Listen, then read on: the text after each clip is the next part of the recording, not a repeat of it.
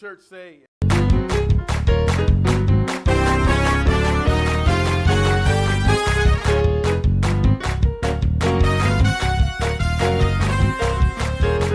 What's up, saints? It's Pastor Jay-Z Cross, Dorcas Freewill Baptist Church, where charity is key.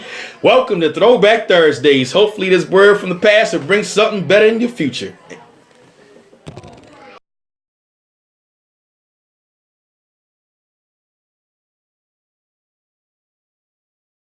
Back to the city of Capernaum this morning.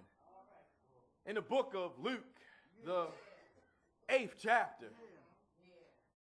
I'll skip around just a little bit, but I'll fill in the areas that need to be filled in. We're going to start at the 41st chapter. We're going to go down to the 45th chapter. Then we're going to pick it up at the 48th verse and go down through the 52nd verse. And behold, there came a man named Jairus, and he was a ruler of the synagogue. He fell down at Jesus' feet and begged him to come to his house. For he had an only daughter, about 12 years of age. She was dying, but as he went, the multitudes thronged him.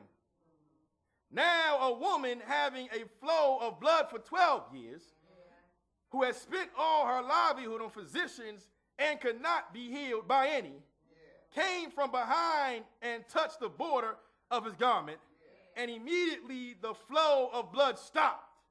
And Jesus said, "Who touched me?" When all denied it, Peter and those that were with him said, "Master, the multitudes throng and press you, and you say, 'Who touched you?'" Let me go down to the 48th verse. And he said to her, "Daughter, be of good cheer. Your faith has made you well. Go in peace." While he was still speaking, someone came from the ruler of the synagogue's house, saying to him, "Your daughter is dead. Do not trouble the teacher or trouble the master." But when Jesus heard it, he answered, saying, "Do not be afraid, only believe, and she will be made well." When he came into the house, he permitted no one to go in except Peter, James, and John, and the father and the mother of the child. Now all wept and mourned for her, but he said, "Do not weep. She is not dead, but sleeping." I just want y'all to pray with me today. There's a lot of different concepts that are going on right now. And what God, and even someone even took my subject in the Sunday school lesson. My mother did. But God gave me the subject, if he did it before, he will do it again. If he did it before, God, he will do it. He will do it again. I'll say that again. If he did it before, if God did it before, he will do it again. Now we are in this city of Capernaum, and this man named Jairus, who is an elder in the synagogue. He was part of the Sanhedrin court. This was a court of elders that was the ruling class around that time. They say that he was number 2 ranked in that city. The only one that was over top of him was the high priest named Caiaphas. This man had money. He had clout. He had prestige worldwide. But there was something that he lacked. And that was the healing of his daughter. He heard that there was a man in town by the name of Jesus. I know that my money can't buy my daughter's healing because she is near death. I know that my prestige can't heal her because then she would already been healed. But I am searching for someone or something to allow my daughter to be healed from her sickness. You see, he knew where to go when he did not know where to go. He knew what to do when he did not know what to do. What I mean by this, the situation was out of his control, but he knew where to go to gain control. I know about this man named Jesus. My boys say that he is the enemy of the Sanhedrin court. My boys say that he is contradicting the Mosaic law. My boys say that he is blaspheming against the name of God. My boys say that he ought to be put to death. My boys say that he is causing chaos in the land. But there's something that this man has that I have not seen in nobody that has walked across this land. There's something about this man named Jesus that I have never seen in my life. And if the only way I can get the healing from my daughter is to go to this man by the name of Jesus. I don't care what my boys are going to say about me, because I got desperate faith right now. I got desperate faith right now. What I mean by that is I'm at my last cry, and I know that in order for me to go get my healing, I can't worry about who's saying what and who's saying this. I need my healing. And I know what to do when I don't know what to do. I know where to go when I don't know where to go. Because I heard this man was down in a multitude. I heard that this man is on the move. And I have got to make my request made to him. Just as this woman, Jairus had to go through the multitude. He had to throng through the multitude. He had to get there because now he can't operate. Oh, man. He can't operate in his official status because that was considered against the law. He had to operate under the influence of a concerned father, a common man with no status. You didn't see that this man had guards going through the crowd to make the way for him. He went to him for himself.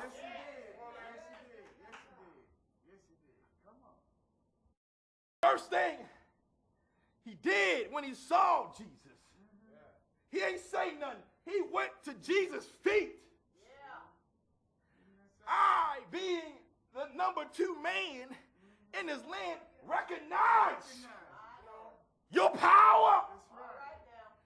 I am going to make myself humble to your ability and your power to do something for me. He said nothing. He grabbed on him.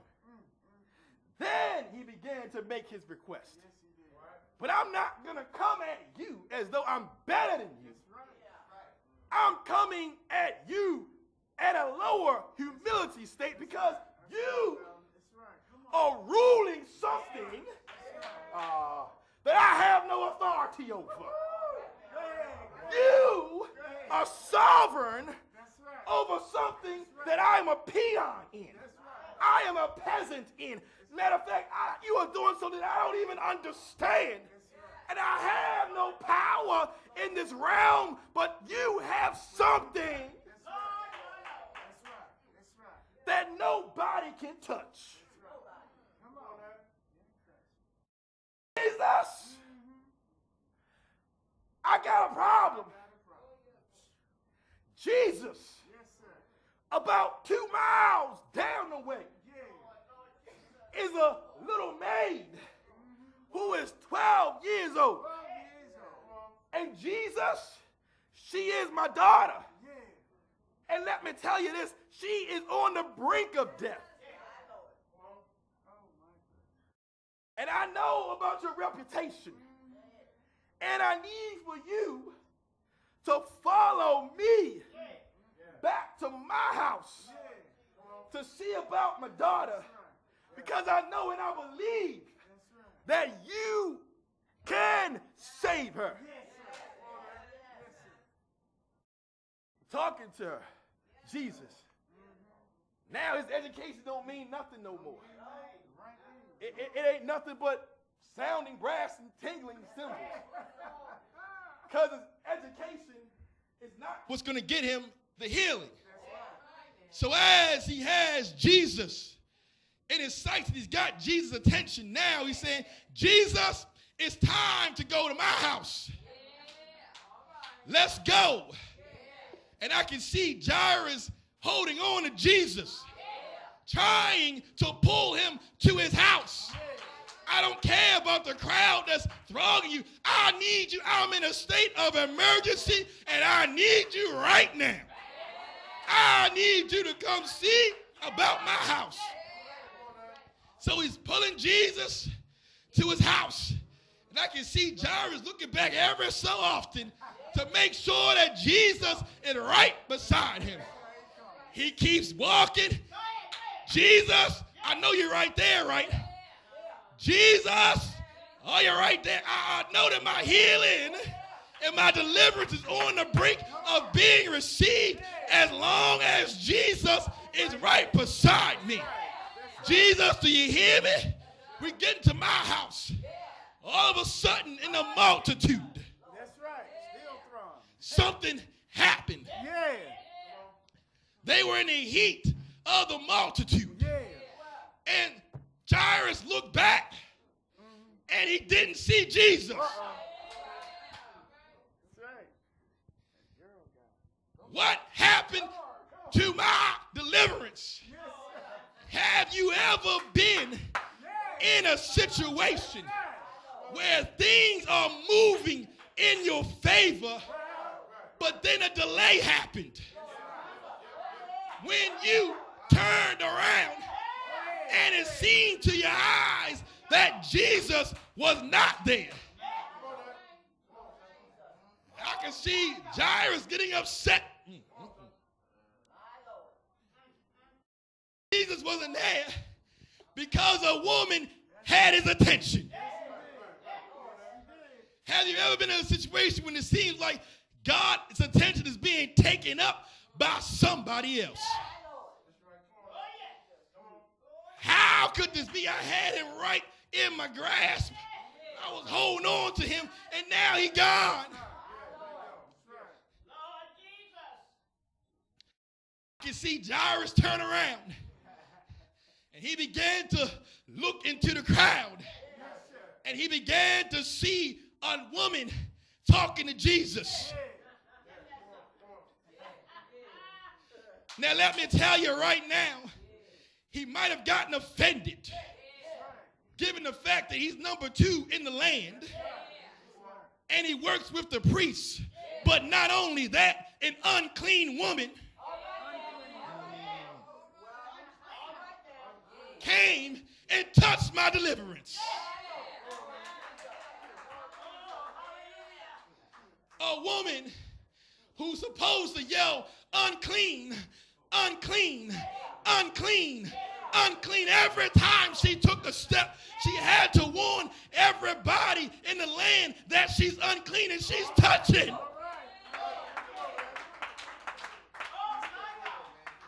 She's touching Jesus, the one who's going to come to my house and deliver my daughter out of the bed of affliction. How?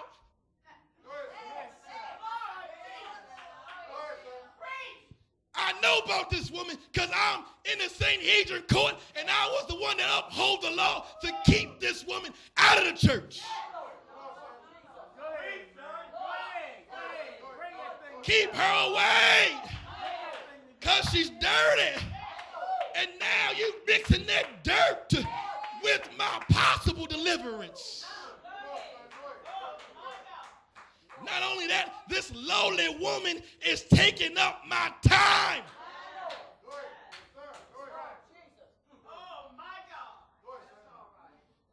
messing with my stuff. She all up in the midst of the crowd. And I had Jesus' arm, and I got lost, and he was over there talking about your faith has healed you. What?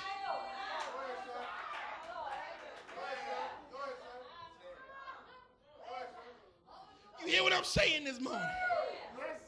You talking about this woman's faith. I'm exercising my faith right now by coming down into this crowd and getting you to come to my house.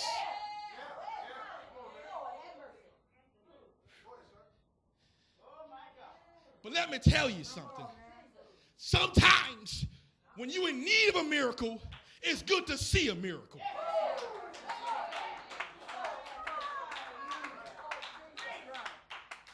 Sometimes when you are in the heat of a battle, it's good to see somebody coming out victorious.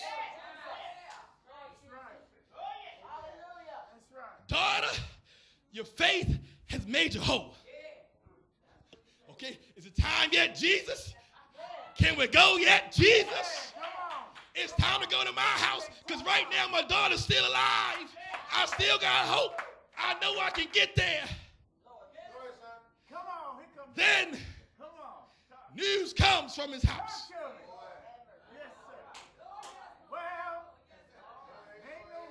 Jairus, I got bad news for you. Your daughter has died. Trouble the master no more. I have a problem with somebody telling me how to respond to something that I hear. I have a problem when somebody is telling me to give up when I know that I am in the right place at the right time. I have a problem when somebody is trying to pollute my faith. I have a problem with somebody telling me that you can't do it. You can't make it. You ain't gonna have your deliverance. There is a difference between fact and truth. The fact was the girl was dead. But the truth of the matter is God can still raise the dead. It's a fact that we ought to all be going to hell. But the truth of the matter is that Jesus died on the cross to save us from our sins so that now we have the right to make it back to heaven. Jesus hearing this thing, he said, whoa, hold up. Wait a minute. Hold up. Wait a minute. I'm Jesus. Hold your mule. Sometimes when we get in a situation, our faith will be challenged. And sometimes when we first go out, we go get Jesus. But then something happens and Jesus has to come and take us. What is too heavy for us is just right for God. I'll say that again. What is too heavy for us is just right for God. Jairus, hold up now. My name is Jesus. You just saw me heal that woman. I've got a hospital in my hem.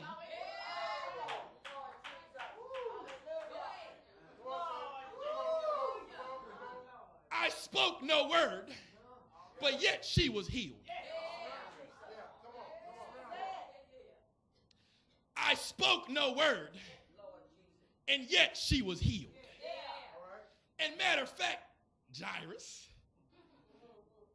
I didn't even have in my mind to go seek her out. But she came and found me. You see, sometimes you got to go to your deliverance instead of your deliverance coming to you. If you know where it's going to be, you ought to be where it's going to be.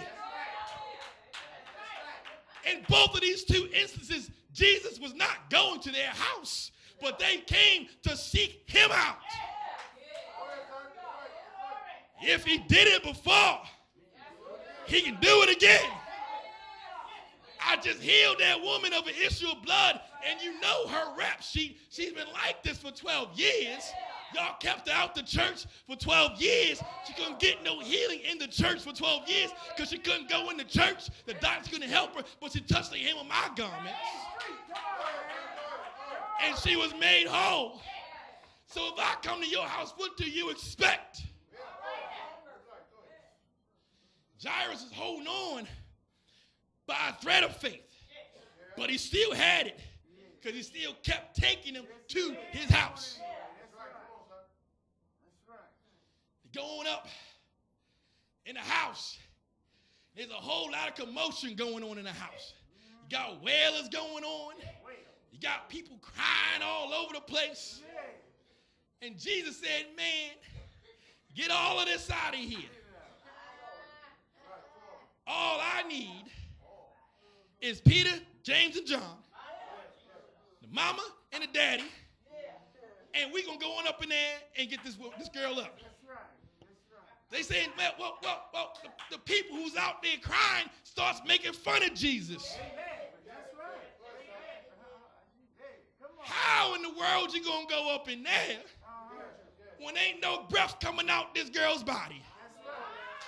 How are you going to go up in this room and proclaim that she is just sleeping?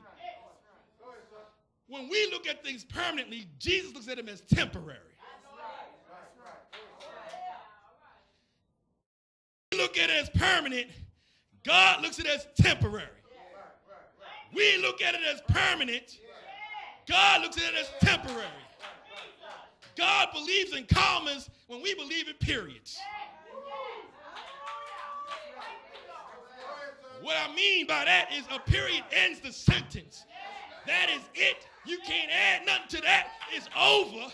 But a comma means that there is something on the other side of the sentence that can change the predecessor of the sentence.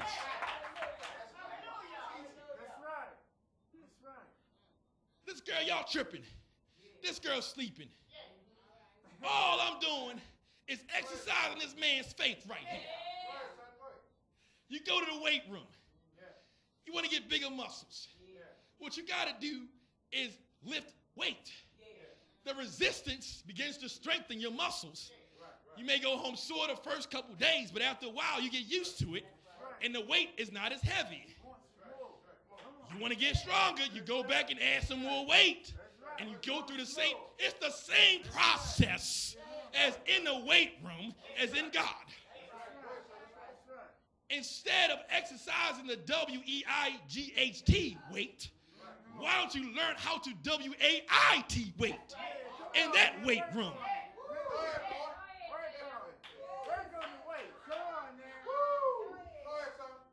When you begin to exercise that kind of faith, there is nothing in this world that can stop you.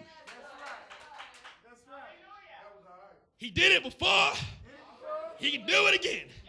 So now he's up in the bedroom with this child.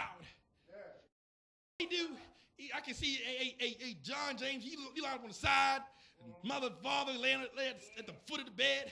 Let me just go ahead and touch this girl and get on up. See, what is different from the way Jesus healed this girl? If you read in the scriptures, when Elijah healed the child, the son of the widow, he had to stretch his body over top of the child. If you read in the New Testament, when the child fell out of the balcony when Paul was preaching, he had to go stretch his body across the child. But when Jesus, he ain't got to do no stretching. They only use one form of healing. Jesus is like, well, I feel like just speaking the word today. Oh, man, we about to go somewhere now. Jesus exercised two types of healing. He did it without even consciously saying a word, But now he's also telling you, I can also speak the word. I have so much power and dominion. It's like placing a 52-card deck in front of him and saying, I'm going to heal you this way today. That's how powerful God is. He heals the woman, and now she's made whole. But if you read some more text, Jesus also healed another widow's son. And the widow of Nan, this child was dead in the casket. And they was taking the casket on the way to be buried. And he was afflicted by so much emotion that the child was in the coffin. And all he did was touch the coffin. And all of a sudden, oh, come on now. The child began to raise up out of the coffin. Jairus, I know you heard that story. It's in your land if I can heal a child on the way to the cemetery. I can come up in your space because I did it before. And I can do it again. I'll apply this to our own lives. If God did it before in your life,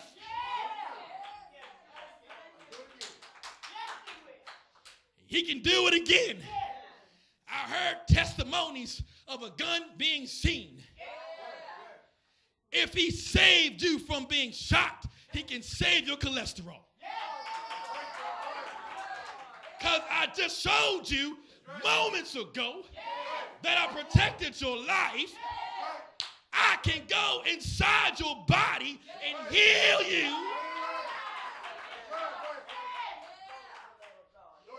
If I can get you off of active addiction, I can get you out of unemployment. I can get you into promotions. I can get you into certain things because I proved to you when you were strung out, I got you up.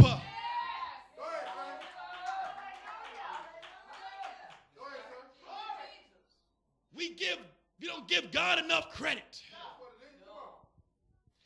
If he started you on your way, if he got you out of bad marriages, husbands beating you, having just a horrible household, why can't he get you out of your situation right now? Do you hear what I'm saying? God is a right now God. He can get in your situation and change it. If I did it for you years ago, when you didn't even know me, if I did it for you then, imagine what I could do for you now when you do know me.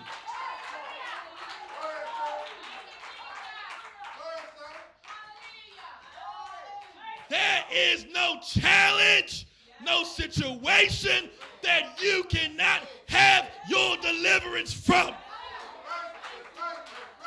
There is no relationship that you cannot have deliverance from. There is no situation that you cannot have deliverance from. No financial adversity that you cannot have your deliverance from. Because if I did it for you before,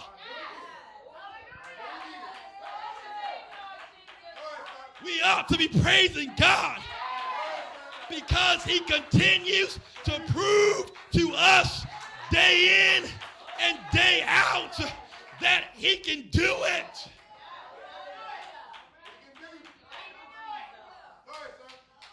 Even in the midst of those who do not believe. Sometimes you have got to kick people out in order to be raised up. I'll say that again. Sometimes you've got to kick people out, things out of your space in order to be raised up from your situation. That's the first thing Jesus did. I see that there's a contentment in the spirit. I need you to go on out I need you to get on out. I need you to get on out because you ain't helping this situation right now. I need to surround myself with people that's going to believe. I have to surround myself that believe that God is more than a conqueror. I have got to surround myself with people who have my best interest at hand. He did no praying. He didn't do nothing until that spirit was gone. Apply that to your own life. Take your own self-inventory. Are there things in your life that need to go? Or there are some things that you possess that need to go? Or there are some people in your life that mean you ill harm and want to keep you in the same situation? They need to go. You wonder why you have not got your revelation. It's because your mind is still clouded by the weights that are around you. You wonder why you can't see clearly. It's because you got too much distraction that is always. Satan is fully aware of your situation, and he will send distractions all over the place so that you will be distracted from where God has wants you to go. Satan ain't concerned when you sinning. You good. We dogs, we boys. But as soon as you begin to get that great awakening, an alarm system goes down to hell. And it says that somebody's about to awaken from their sleep. Send out some demons to distract them from getting their deliverance. Then they begin to file search you. They profile you. They know what your weaknesses are, and they send everything that is enticing to your eyes, enticing to your smell, enticing to your ears, enticing to your touch. Because Satan, he afflicts the physical first in order to gain access to the spirit. Oh, man. Satan cannot get you if you're rooted in God spiritually. He can't get there. So he tries to attack an intangible thing. Oh, God, hallelujah. To gain access to the spirit, he has got to take the back door in.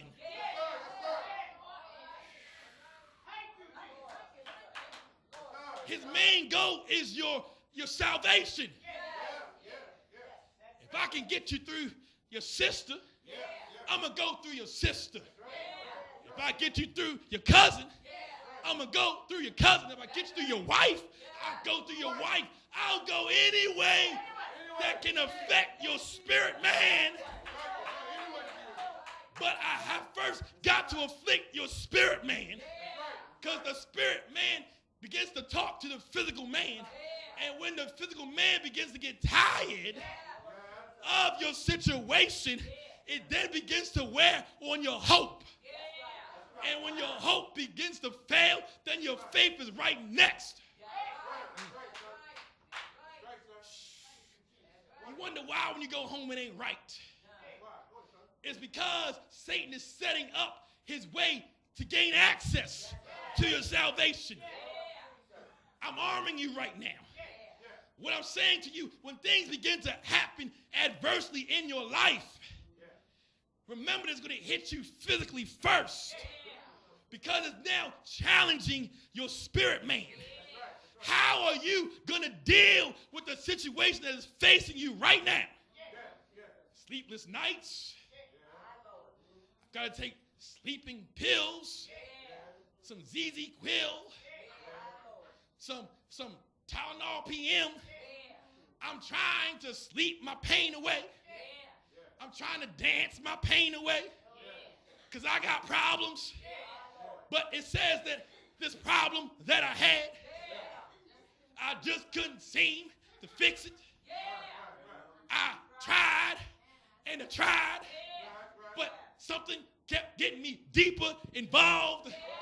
But I heard that there was a man named Jesus, and I stopped worrying about it. Because when I give it over to the Lord, my weights begin to come lighter. My running begins to get further. I turned it over to the Lord, and he worked it out. And I can say, oh yeah.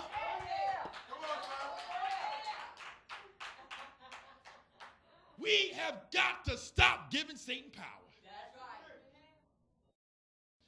Many of us are sitting in our situations because Satan has got us sitting right beside us. Handcuffed to him right beside us. You can't move because I'm right there. I'm going to put so much tragedy in your life that you ain't even going to want to seek out God. I'm going to put you in a state of submission to your situation. I'm going to put you in a state of submission to your situation. That means that the situation is over top of you. And I have gone to a point where I've given up hope because God seems not to be watching me right now. There will be a Jairus moment in every one of our lives. We have to understand that we have to persist through whatever it is that we are going through. Can I get an amen? Amen. We have to learn that we have our deliverance. I want you to look deep in yourself right now. Examine the things that are going on in your life. I want you to take a minute right now to run through all of your challenges, all of your adversities, and ask God, Jairus moment right now, God. I'm in the right spot. I'm in the right pew. But I just need you to show up. I know you've already done it. But give me the power to exercise my weight so that you can deliver me because I'm tired. How many of you are you tired right now? You tired of things ain't being right. And you just keep coming to church sometimes and just don't leave with what you want. It's because you ain't giving God what he wants. We always looking for God to come do something for us. God's coming to church like I already did it, but what are you going to do for me?